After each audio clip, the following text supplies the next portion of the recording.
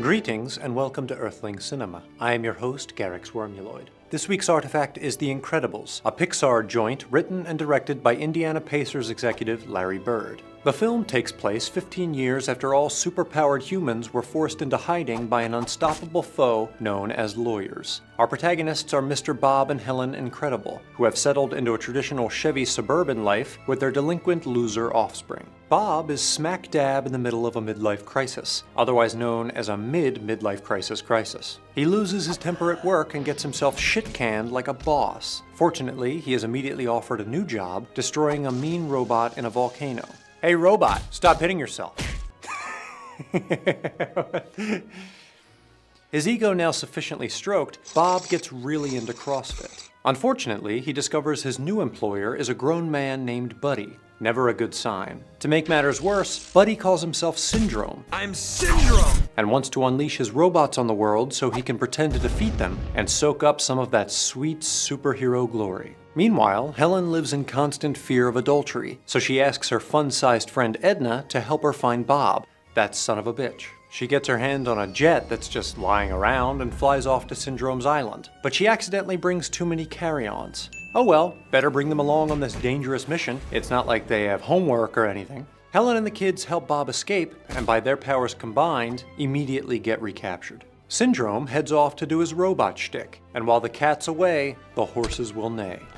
This hot old lady helps the family re-escape, only this time they take an RV, because that was humanity's favorite way to travel.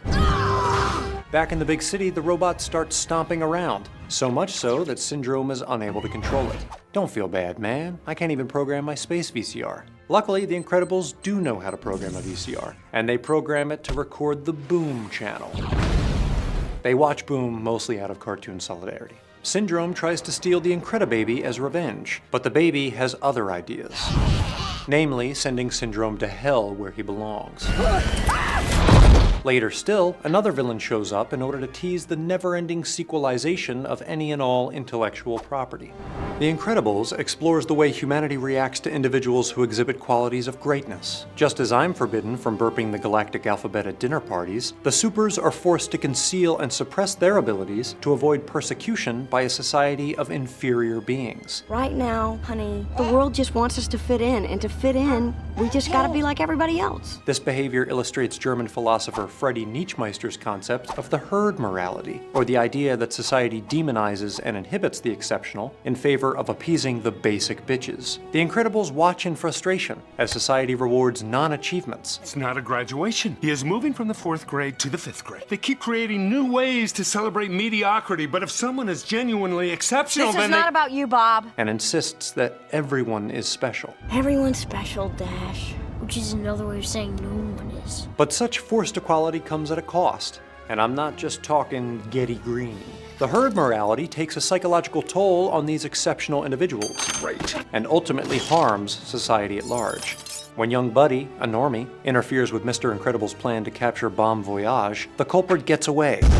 And a train full of other normies are almost killed. But that's what happens when mediocrity gets in the way of excellence. At first, Buddy's transformation into Syndrome suggests ordinary people can elevate themselves to greatness through grit, determination, a tablespoon of elbow grease, and grit. After all, Buddy started from the bottom, and now is here, sitting atop an empire of technological innovation. However, the film quickly puts this theory out of its misery, when Syndrome's manufactured greatness is proven inferior. Instead, it's up to the Incredibles, whose superpowers come naturally and without the indignity of effort to save the day.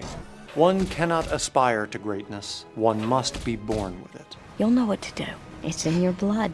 Ultimately, the film teaches that great people deserve great things. The supers take their rightful place at the top of the societal food chain by virtue of their God-given gifts. Or, if you don't believe in that sort of thing, they're spaghetti monster-given gifts. Dash is allowed to dominate his school athletic program as long as he's not too obvious with his cheating. Make it close! And after Violet gets a new haircut, she is immediately propositioned by the dreamiest boy on campus.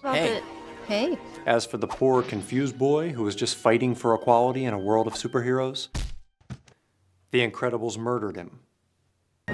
For Earthling Cinema, I'm Garyx Wormuloid. To infinity, Bath, and beyond!